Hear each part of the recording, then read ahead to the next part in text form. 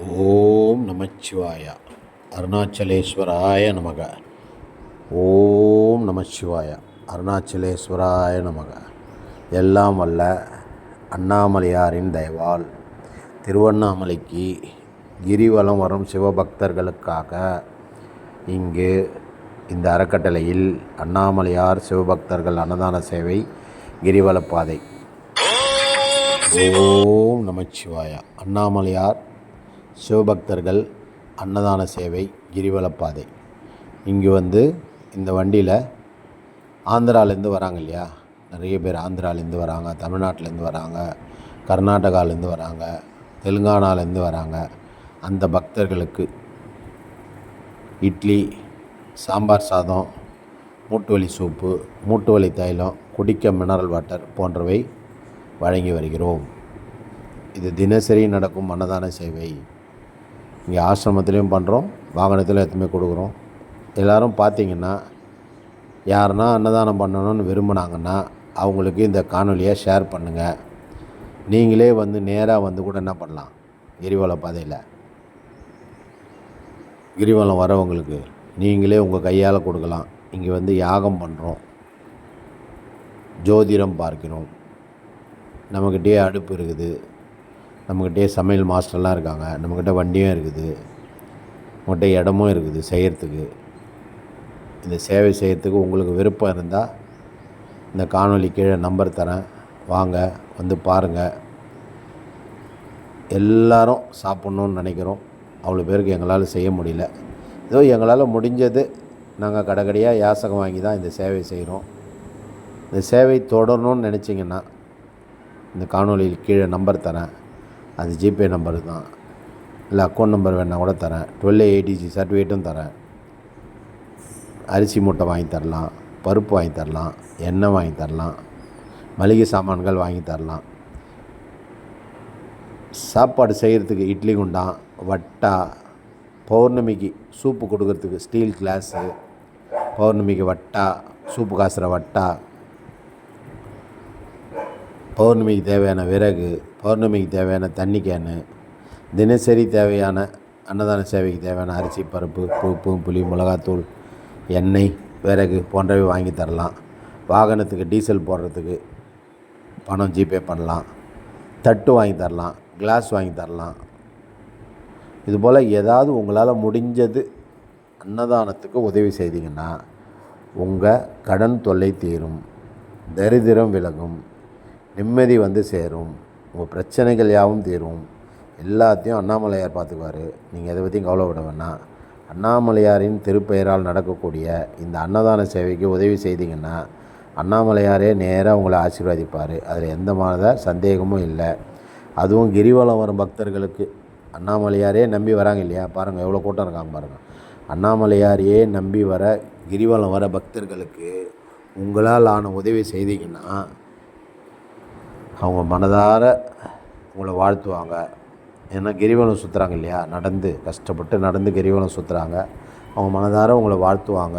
இங்கே நாங்கள் இயற்கையான சூழலில் இருக்கோம். கிரிவல பாதையில் ஒரு காடு மாதிரி இருக்கும் நாங்கள் இருக்கிற இடம். பார்த்திங்கன்னா இங்கே இயற்கையான மயில் இருக்கும், காகம் இருக்கும், தவிட்டுக்குருவி இருக்கும், கோழி இருக்குது, நாய் இருக்குது, பசு இருக்குது, குதிரை இருக்குது.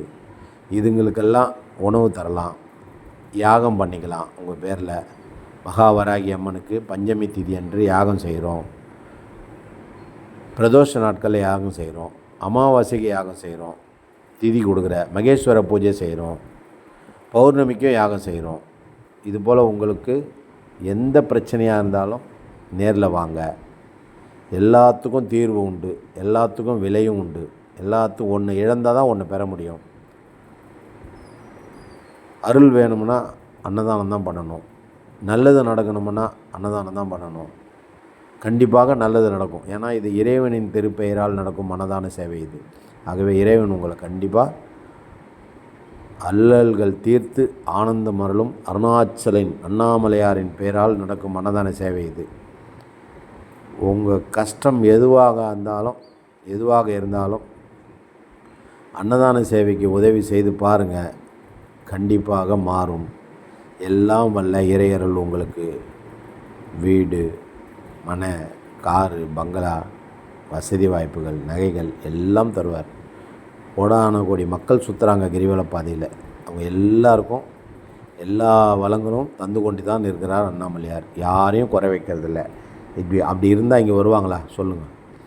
எல்லாருக்கும் நன்மை செய்து கொண்டே இருக்கிறார் அண்ணாமலையார்.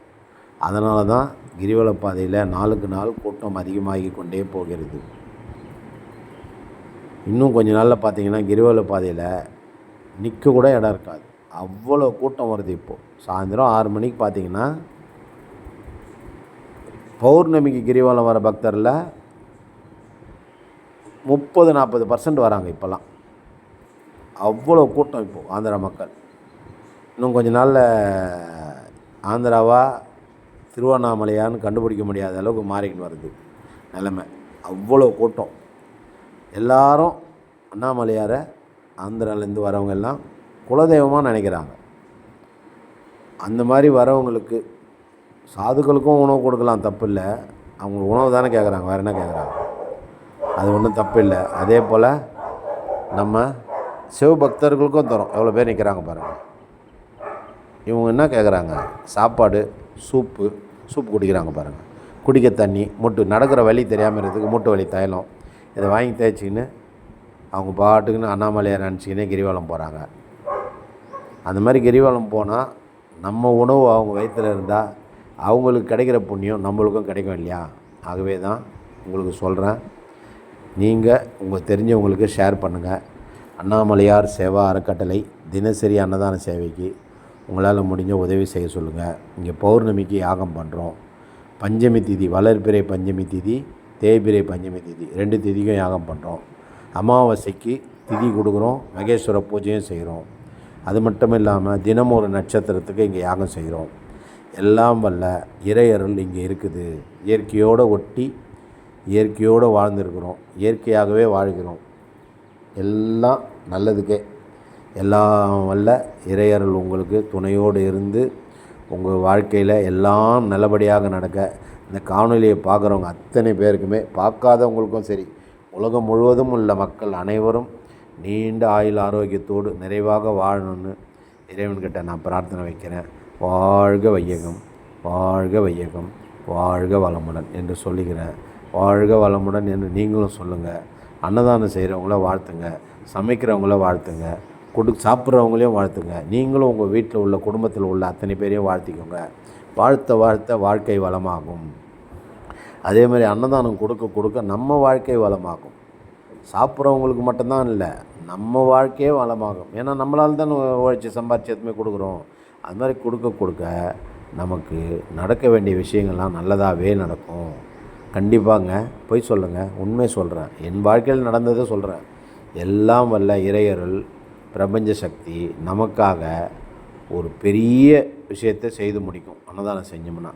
அன்னதானத்துக்கு ஏன் நிறைய கம்பெனிகளில் 30%லேருந்து 40% வரைக்கும் அன்னதானத்துக்கே ஒதுக்கிடுவாங்க.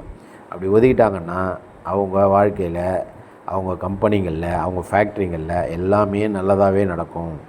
இது ரொம்ப நாளாக நடந்துன்னு வருது, எல்லாருக்கும் தெரியுது. எல்லா மதத்துலேயும் இருக்குது அன்னதானன்றது, எல்லா மதத்துலேயும் இருக்குது. திருவண்ணாமலையில் இது ஒரு ஸ்பெஷல். இது கிரிவலம் வர பக்தர்களுக்கு அன்னதானம் கொடுக்கறது அவ்வளோ புண்ணியம். நமக்கு நல்லதே நடக்கும், கவலை வேண்டாம். எல்லாம் வல்ல இறையருள் நமக்கு துணை செய்யும், துணை செய்யாத போகாது. ஆகவே இந்த வீடியோவை பார்க்குறவங்க, உங்களுக்கு தெரிஞ்ச நபர்களுக்கு யாராவது அன்னதானம் பண்ணணும்னு ஆசைப்பட்டாங்கன்னா இந்த வீடியோவை ஷேர் பண்ணுங்கள். இந்த வீடியோவில் நம்பர் தரேன், இந்த நம்பருக்கு முடிஞ்சால் ஃபோன் பண்ணி கூப்பிடுங்க. அன்னதானம் செய்யணுன்ட்டு, யாகம் செய்யணுன்ட்டு. இல்லை ஜிபே பண்ணுறதா இருந்தாலும் பண்ணுங்கள். நீங்களே நேராக வந்து மளிகை சாமான்லாம் வாங்கி கொடுத்து சமைக்க சொன்னாலும் சமைக்கிறோம். நன்றி. வாழ்க வளமுடன். நன்றி.